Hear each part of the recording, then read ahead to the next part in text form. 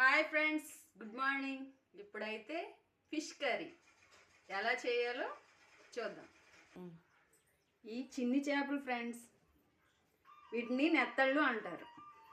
ఈ కర్రీకి కావాల్సిన పదార్థాలు: 2 ఉల్లిపాయలు కట్ చేసుకున్నవి, 1 టమాటా, ఒక 5 పచ్చిమిర్చి.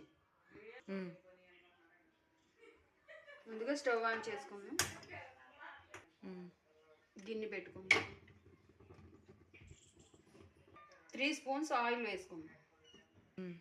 ఆయిల్ హీట్ అయింది ఫ్రెండ్స్, ఆనియన్స్ వేసుకుందాం.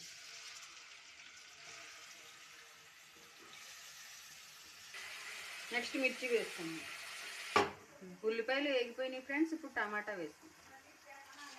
ఇప్పుడు కొంచెం పసుపు,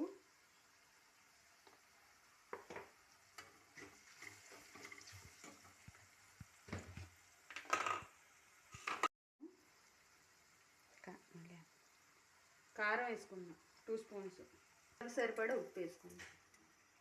ఇప్పుడు వాటర్ వేసుకుందాం.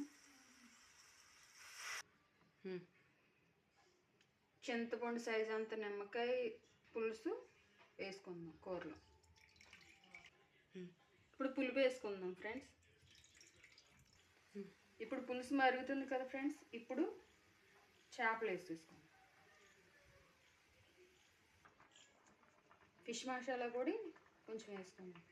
దించి కర్రీ అయితే అయిపోయింది ఫ్రెండ్స్. లాస్ట్లో చిన్న మసాలా, చిన్న కొత్తిమీర వేసుకుందాం.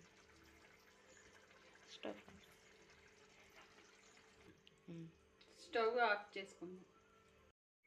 ఈ కర్రీ మీకు నచ్చినట్లయితే లైక్ చేసి, షేర్ చేసి, సబ్స్క్రైబ్ చేయండి ఫ్రెండ్స్.